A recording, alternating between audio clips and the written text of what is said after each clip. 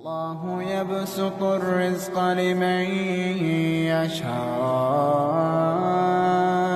من عباده ويقدر له إن الله بكل شيء عليم.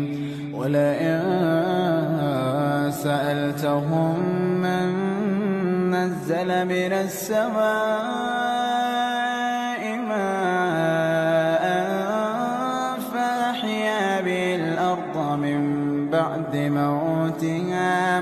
فأحيا به الأرض من بعد موتها ليقولن الله قل الحمد لله بل أكثرهم لا يعقلون.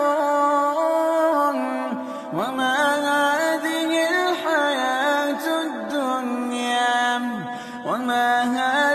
الحياة الدنيا